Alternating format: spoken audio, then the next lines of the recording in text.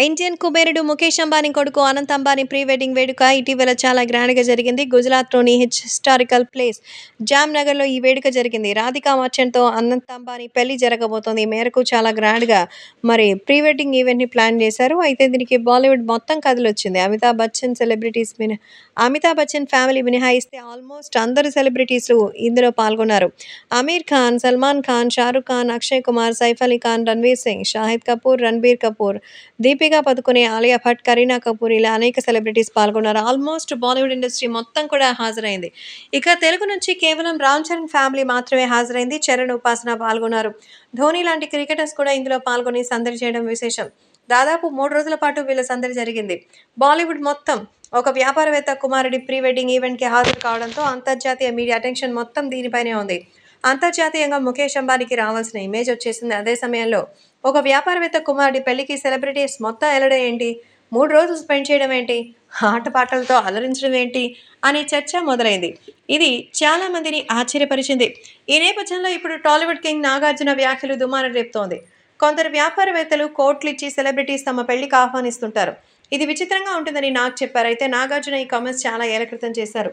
ముఖేష్ అంబానీ కొడుకు ప్రీ వెడ్డింగ్‌కి ఇంతమంది ఫ్యాన్స్ పాల్గొన్న నేపథ్యంలో నాగ్ వ్యాఖ్యలు వైరల్ అవుతోంది. ఓపెన్ హార్ట్ విత్ ఆర్‌కేలో నాగార్జున మాట్లాడుతూ, పెళ్లికి డబ్బులిచ్చి తీసుకొస్తుంటే ఇంకేం చెప్తాం? మా పెళ్లికి రండి మేము డబ్బులిస్తాం. తనకు కూడా ఇలాంటి ఆఫర్స్ వచ్చాయని, కానీ నేను ఎళ్ళడానికి నాకేమైనా పిచ్చా అంటూ చెప్తున్నారు నాగార్జున. గెస్ట్‌గా వచ్చి 20 నిమిషాలు టైం స్పెండ్ చేయాలట. కాసేపు ఎంటర్‌టైన్ చేయాలట. బాలీవుడ్‌కి వాళ్ళు వెళ్తుంటారని, వాళ్ళకి ₹1,00,00,000 దాకా ఇస్తారని చెప్పారు నాగార్జున. సుమారు 15 ఏళ్ల క్రితం ఆయన ఈ విషయాన్ని తెలిపారు. కానీ ఇప్పుడు అదే జరుగుతోందిగా. తాజాగా ముఖేష్ అంబానీ కొడుకు పెళ్లికి బాలీవుడ్ సెలబ్రిటీస్ అంతా ఎళ్లారు. వాళ్ళందరూ కూడా డబ్బులు తీసుకునే ఎళ్ళుంటారు. సోషల్ మీడియాలో పెద్ద రచ్చ చేస్తుంటారు. తెలుగు హీరో రామ్ చరణ్ కూడా వెళ్లడంతో ఇది మరింత చర్చ అవుతోంది. దీనిపై రకరకాల కామెంట్స్ వస్తోంది. వాళ్ళు పిలిచారు, వెళ్ళకపోవడం వీళ్ళిష్టం. మొత్తంగా నాగార్జున వ్యాఖ్యలు సోషల్ మీడియాలో అయితే వైరల్ అవుతోంది. అయితే వాళ్ళు డాన్స్ పర్ఫార్మెన్స్‌లు అయితే డబ్బులు తీసుకుంటారేమో కానీ, మరి చరణ్ అయితే ఒక గెస్ట్‌గానే వెళ్లారు. ఎందుకంటే గతంలో రామ జన్మభూమి అయినటువంటి అయోధ్యలో రాముని ప్రతిష్టాపన సమయంలో అక్కడ కలిసినప్పుడే చిరంజీవి గారు అలాగే చరణ్‌ని ప్రత్యేకంగా పలకరించారు ముఖేష్.